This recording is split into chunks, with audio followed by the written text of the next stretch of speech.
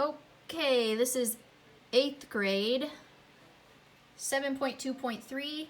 How can I find the slope ratio? And I'm starting here at the computer because this lesson is going to require a lot of referencing my paper, referencing the computer, and then possibly moving to the whiteboard. So we're just going to start at the computer first because that's just easiest. Okay. How can I find the slope ratio? Slope in different representations.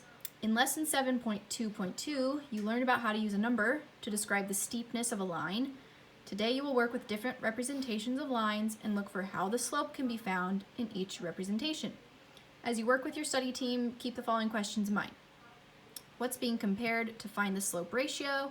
What would it look like in another representation? So ratio just means like fraction form. That's really all ratio means, two numbers being compared to one another. So 755 is the first problem, and it says a planting manual printed the graphs below so that gardeners could predict the height of trees after planting. Jill wants to figure out the rate that each tree will grow. She remembers that slope is a ratio of the vertical change to the horizontal change between any 2 points on a line. The units for the vertical change are the same as the y-axis, and the units for the horizontal change are the same as the x-axis. Finding the slope for each graph will allow her to compare the change in height to the change in time. So here's where the resource page comes in that I put on the Google Doc, but I do realize that many of you may not have a printer, and I actually did this lesson on my own without a printer and without the resource page, and I made it work without it. So I will show both that way, and if you do have the resource page and you can reference it on your computer, or you can actually write on it and print it out, I will show that too. So here is the resource page, and it says draw and label a slope triangle on the line in graph I. We're going to call that I. Actually, no, we're going to call that 1. So we're going to say in graph 1, then write the slope ratio. How fast does the tree in graph 1 grow? So let's look at this first graph. There we go, focus. And I want to draw a slope triangle on this graph. Sorry, I'm holding the camera in my left hand and holding the pen in my right, so it might be a little shaky, and I apologize. Okay, so I want to find 2 points that intersect the grid, because I don't want any like half or 3/4 business going on here, because that's going to make it really difficult to find the slope. Sorry, I'm zooming in, getting closer. So I'm noticing this first point that lands on the y-axis, and I'm going to put a dot there. That's a pretty big dot. I don't know why I did it so big. So I'm putting a dot there, and that's at the point 0, 1, and I'll write that right there. Whoa, that is not it. I put -1. Oops. And then I'm going to go to the right and up to see if I find a point that lands on the grid where the grid intersects. So I'm going to go to the right one and go up 1. It does not intersect yet. I'll go up another one. Oh, look, it intersects. So there's going to be my little triangle. It's a tiny little triangle, and it's not the best drawn, sorry. And that point is 1 up 3. So if you do not have the resource page available to you, and you just have like paper that you're writing this on, I'll show you in a sec because we need to figure out the slope. So the slope is always the rise over the run, and I'm going to write that right here. Rise is up, run is sideways, rise is up and down, sorry. Okay. And we've been practicing this already, so we should be familiar with it. So we have gone over 1 up 2. So the rise is the 2, and the run is 1, and we put the 2 over the 1 to get the slope. So the slope for graph 1 is 2 over 1. And that's our little slope triangle. So if you have the resource page, that's what it should look like. If you don't have the resource page, this is what I did. Sorry, I'm covering up the answer for the next problem. and I need it to focus. Oh my gosh, I literally just used my chin to try to focus it, and I'm just going to show you the answer. There we go. Oh my gosh. There. So I put to draw a point at 0, 1 and 1, 3 because I was just looking at the resource page on my computer when I was doing this. I didn't have the ability to, I was literally looking at it like this. So I was like, okay, if you draw a point at 0, 1 and you draw a point at 1, 3, you can make a triangle. So I didn't actually make a triangle my first time doing this lesson. So that's what we're going to do for the rest of our graphs. Let me go back to the lesson real quick and make sure we're on the right track. Okay, no. So the tree, this means the tree grows 2 meters every year. So I'm going to put 2 meters over a year. And that's graph 1. The tree grows 2 meters per 1 year. Okay, that was part A. Part B is asking, can you find the slope on graph 2 just by looking at the line? Why or why not?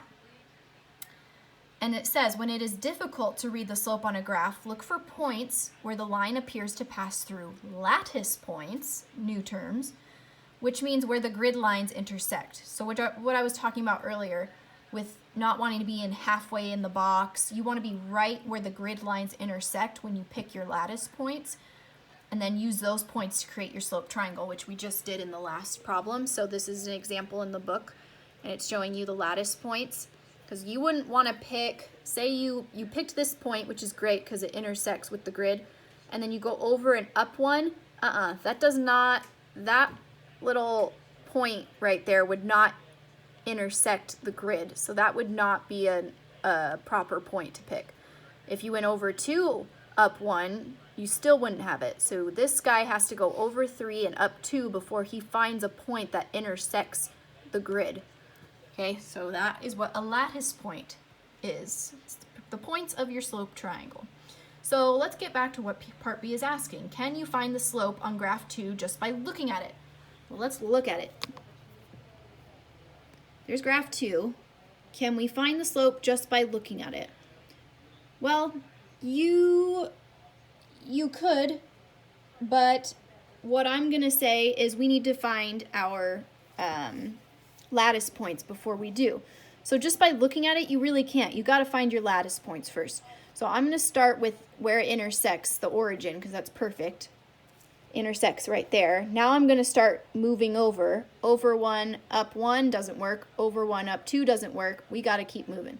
So over 2, up 1 doesn't work. Over 2, up 2 doesn't work. Over 2, up 3 works, because now I've got a point that lands right on the grid line. Perfect. Now we're going to draw our slope triangle. There's the slope triangle, and we intersect it. If you don't have the resource page, you can say draw a point at 0, 0, because that's the origin, and this point is over 2, up 3, so that is the point 2, 3. And now let's find our slope. So our slope is rise over run, so we've gone up 3, so 3, and over 2.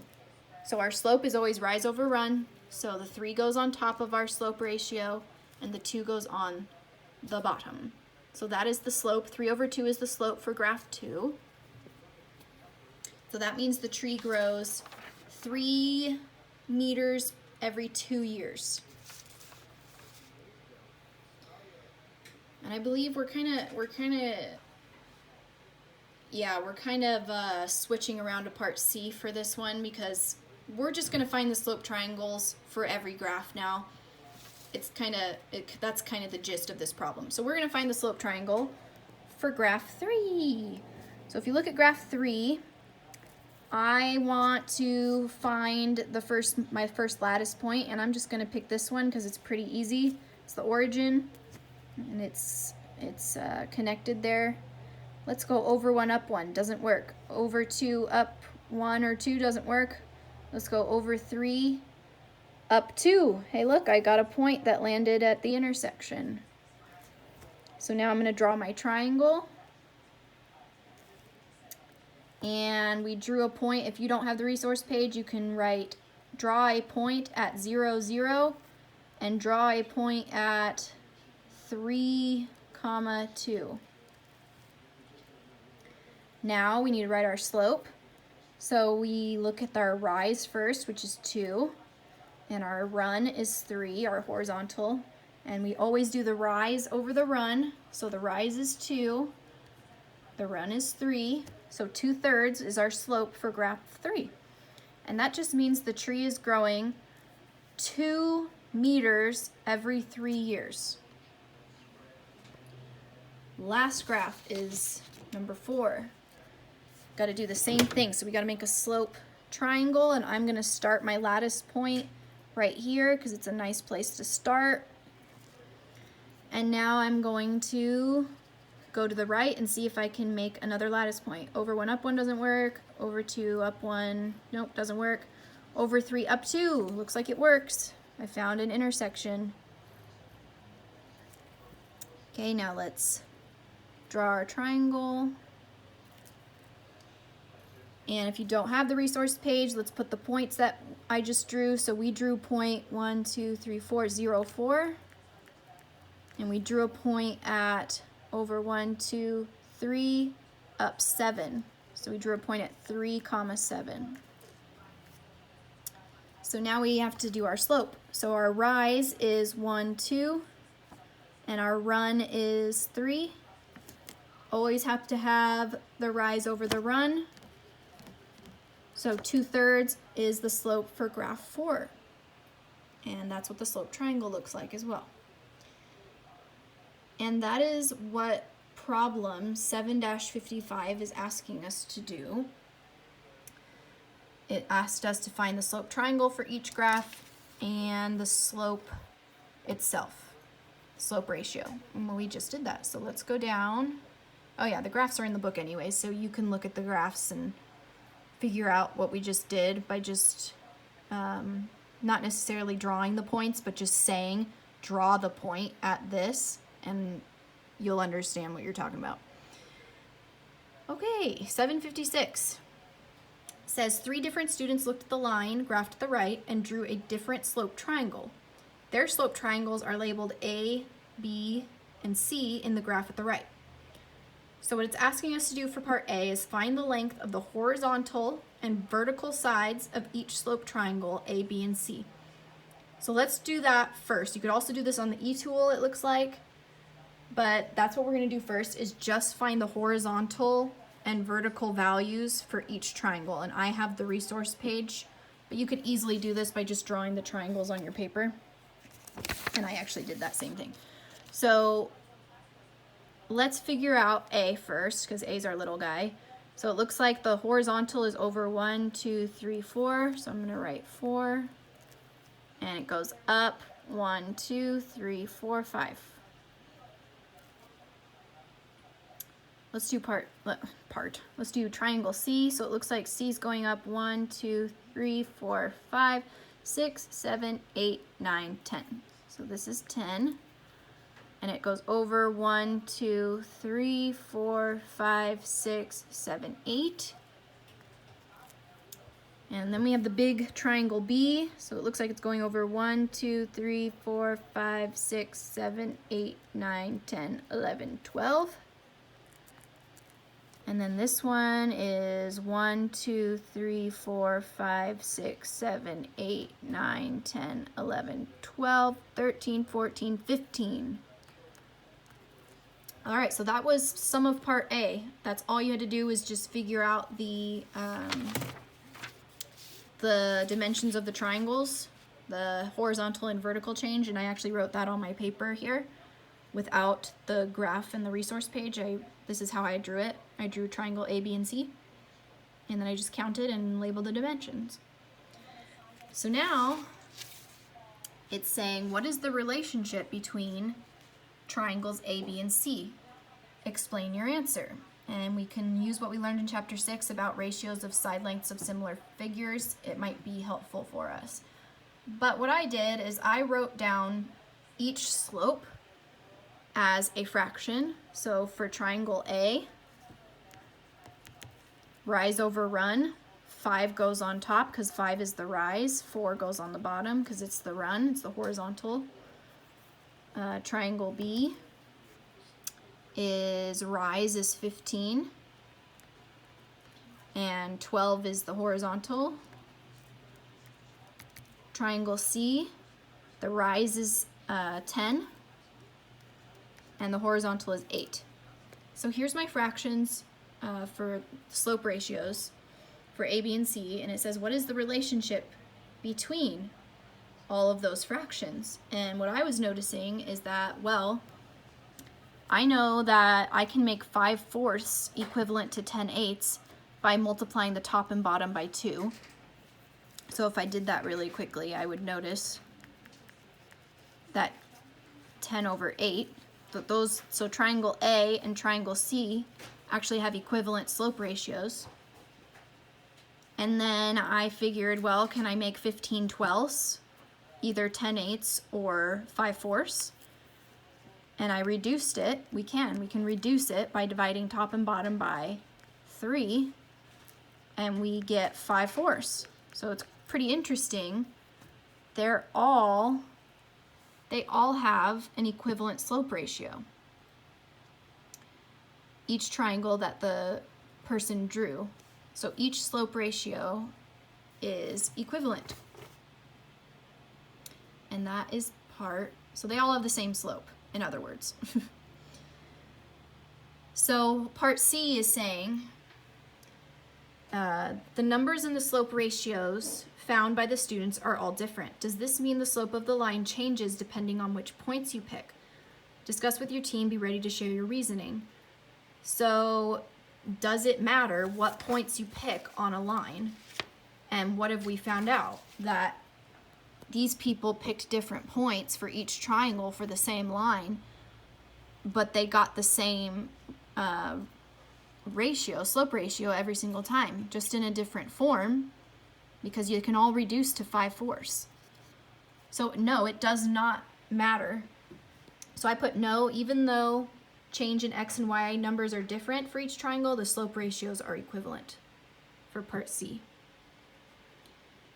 So then part D says, another student said her slope triangle goes up 20 units for every 16 units to the right. Where could her slope triangle be? Draw a possible slope triangle for this student. And I didn't draw it because I didn't have the resource page when I did the lesson, but I put what points that she could have put on this same graph. So if it goes up, so we know it goes up 20, so the slope needs to be up 20 over 16. So where could her triangle be? And I wrote on my paper, let's start the triangle at, here's what I did. I'm gonna show you what I did. I went over 1, up 23, so that's 1, 2, 3. And then what did I do? Oh, it starts at 1, 3. Okay, here's what I did. Here's where I started my triangle. And then I knew that it starts at 1, 3, and it needs to be a rise of 20. So I went up to 23. So that means that this whole line, I'll try and draw it as straight as possible. Whoa, not very straight. That whole line is now 20. So that matches her slope ratio, the top number of 20. Now all you need to do is count over 16, and it should land right on the line. Let's see, 1, 2, 3, 4, 5, 6, 7, 8, 9, 10, 11, 12, 13, 14, 15, 16. Yay! Okay, so now we have the new triangle with a rise of 20 and a run of 16. And if you were not able to draw it, I just put her slope triangle starts at 1, 3, then 1, 23, then 17, 23. So I just labeled the points of the triangle instead of actually drawing it because I didn't have a resource page, and you might not have one either. So we make it work. Okay, Part E wants us to simplify each of the 4 slope ratios and compare them. We already did that. Here's what we did. We compared A, B, and C. If we want to compare, whoa, there it is. This one, let's reduce this one and see if it comes out to 5/4, which I'm pretty sure it's going to. You can divide top and bottom by 4, and 20 divided by 4 is 5, 16 divided by 4 is 4. So it plays out perfectly that all those slope ratios are the same, even though we have different sized triangles on the graph, on the line. Okay, moving on. 757 is seeing believing. Did you know that a bank will pay you money called interest when you place your money in a savings account? The amount you receive is a portion of the amount you deposit. The interest rate often varies with each bank. Thomas and Ryan have each invested the same amount of money in different bank accounts that earn simple interest. Simple interest means the same amount of interest is added for each time period. In this case, the interest is added each week. Thomas and Ryan decided to compare their rate of earnings by graphing how much interest each of them has earned over time. Their graphs are shown below. So let's look at their graphs. So it looks like Thomas's graph, Ryan's graph, and I am noticing that Ryan's graph looks steeper and Thomas's doesn't look as steep. So it says, A, when you look at the graphs, which investment seems to be growing fastest? So I put that Ryan's, for part A, I put Ryan looks to be going faster because his line is steeper than Thomas's. So I put Ryan because his line is steeper. For part B, for part B, it gives you tables now. So it says the tables for their accounts are shown below. Which table reflects Thomas's interest? Which one reflects Ryan's interest? And how do you know? I made a mistake the first time I did this problem, and hopefully you don't make the same mistake I did. For some reason, I flip-flopped on them when it shouldn't have been flip-flopped. So here is, I'm gonna zoom out so we can kind of see the graphs, with the table. Okay, so here's Thomas and here's Ryan. We don't know which table belongs to who. So we need to look at the points and match them up with the graph. So if I had the point 1 and point 60, so over 1, up point 60, that kind of looks like it works. Over 1, up point 60. I'm not so sure if that one works. So let's look at the point 4, 240. Oh, this one doesn't even have 4, but we can assume 1, 2, 3, maybe 4's right here, and then go up to 240. That kind of looks like it would match up. Because if we go up to over 4 here, over 4, up 240, doesn't look like it's at 240. Let's look at these points right here. So this one says go over 2, up 1. So if we went over 2, up 1, it doesn't look like it's working out. But if we went over here, over 2, up 1, it looks like it lands perfectly. So I would say the first table is Thomas's, so it matches with this graph, and this table is Ryan's because it matches with this graph. I flip-flopped those the first time. Don't make my same mistake. And it says use the tables. Now I'm gonna zoom back in because I can barely see that. Use the tables to find the rate of interest earned in dollars to time and weeks for each of them, whose money is growing faster. So all I did was first I looked at Thomas's, and it was already in a unit rate. So he earned 60 cents interest per week. For Ryan, where'd my cursor go? There it is. For Ryan, we need to make this ratio 1/2. We need to make it into a decimal like this one is. So this is 0.60 over 1. So we want this number to be 1. And for this number to be 1, let's divide it by 2 and then divide this by 2. So if we divided 2 divided by 2, you get 1. So that would be 1. And if you divided 1 divided by 2, you'd get a half. And if you represent that in money, it would be 50.50, so 50 cents. So Ryan's is 50 cents per 1 week. Thomas's is 60 cents per 1 week. So here's kind of what I wrote, but don't judge mine because I put the wrong thing the first time. So Thomas earns 60 cents per 1 week, and Ryan earns 50 cents per 1 week. It says whose money's growing faster. So it looks like Thomas's is growing faster, which was different from what we said, or from what I said in part A. I thought Ryan's was going faster because his was steeper. So that's what part D is talking about. Did your answers from part A and C agree? And I would say no, it did not.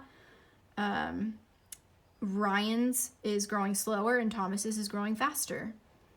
So I guess the thing that they want you to realize is that this space between their intervals on the x-axis is way different. So if you look at Thomas's, you have a really big space in between 0 and 1, and then 1 and 2, and then 2 and 3. If you look at Ryan's spaces are a lot smaller, 1 to 2, 2 to 3, 3 to 4. So that kind of skews our perception of the slope and the rate of interest being earned. So it's kind of a trick question. So I put for D, no, Thomas's is faster. The intervals are spaced differently for each graph. Okay. Almost done. Almost done. I believe we do 58. Yeah, this is it. Woo! You're almost done. So 758 says, the students in a study team are now arguing about who has graphed the steepest line. Assume they set up their axes with the same scale. Here is some info about their lines. So here's their lines. Lacey, sorry. Oh, hi Lacey. Lucy's slope is 7/5. Cliff's is 14/10. Bree's is 5/7, and Geetha, nice name there, 12/10. So it says, can you use the slopes of their lines to visualize how each of the lines would look on a graph? So we're not even graphing. We're not graphing here. We're just trying to figure out whose line would be steeper just by looking at their slope ratios. So here's what I did. I remembered last lesson, we knew when lines were less steep, they had a smaller slope ratio or slope fraction, and lines that were steeper had a larger fraction or a larger slope ratio. So I'm going to put these slope ratios in order from least to greatest. And I know just by looking at them, Bree's is going to be the first one if we're doing least to greatest because her fraction is less than 1. Everybody else has a fraction greater than 1. So Bree would be first. And you know what, I'm going to write, well, yeah, where should I write this? I guess I'll write it on the board. Okay, so we have 5, here's our fractions. We have 7/5, 5/7, 14/10, and 12/10. So basically, put these in order from least to greatest. So this one would be the least, 5/7, so I'm going to write it down here. And then I know that 7/5 is going to be smaller than this one and this one. So 7/5, that's about what, like 5, what is that? 5 into 7 is 1. 1 2/5. So if you want to put 1 2/5 in parentheses because it makes it look easier to compare, that's fine. Now 12/10 and 14/10. I just thought, well, the numerator 12 is smaller than the numerator 14, and they both have the same denominator, so that means 12 must be the smaller one, and 14 must be the bigger one. So let's see what 10/12 would be if we did a 1 2/10. Ooh. That would be 1 2/10, which equals 1 1/5. Miss Speck is wrong. Darn it, Miss Speck. Miss Speck makes mistakes, and that's okay. all okay. So 7/5 is actually bigger than 12/10. Let's see if it's bigger than 14/10. So if we did 10 into 14, we would get 1, 10, 4, 1 and 4/10. Ooh, that equals 1 and 2/5. So it looks like these two are equivalent. Oh my gosh, and look, if you multiply by 2, you get that fraction. So it looks like Bree would be the least steep. Who's 12/10? Miss Geetha would be next, and then tied for the steepest would be Cliff. And who's the other one? Lucy. So it's easy to get mixed up when you're dealing with ordering fractions from least to greatest, obviously. But that is the answer for 7-58. We didn't even have to graph anything. Okay, there is a learning log to do, and I'm going to try and get this done quickly because I think I'm running out of time here on my phone to film. So let's go down to the learning log. And here's, let me get it. It says, what is slope? How is it calculated? In your learning log, sketch a graph of a line and explain how to find its slope. How would the slope be different if the line was steeper? Title this entry Slope and Steepness and include today's date. So here's what I wrote, and I'm just going to show you for the sake of time. I wrote Slope and Steepness as my title and dated it. I put that slope as a ratio that describes how steep or flat a line is. And it can be calculated by dividing the change in the y value by the change in the x value. And you can also write that as a little triangle with a y in front of it and a triangle with an x. That means change in y and change in x. So you divide y divided by x to get the slope. And that's what we've been doing. We've been dividing the rise over the run. And here's my little example graph. And I drew it super, super simple. And it says, explain how to find its slope. So I would start here at this intersection, and I would start going over 1, up 1, over 1, up 1, and I notice that if I go over 1, up 2, it works. Over 1, wow, I think I did this one wrong. I meant for it to be over 2, up 1. There we go. Over 2, up 1. It's not going to be exact because I didn't use graph paper, but I meant for the slope for this one to be over 2. What am I saying? Up 2 over 1. Up 2 over 1. I'm so sorry. It's been a long day.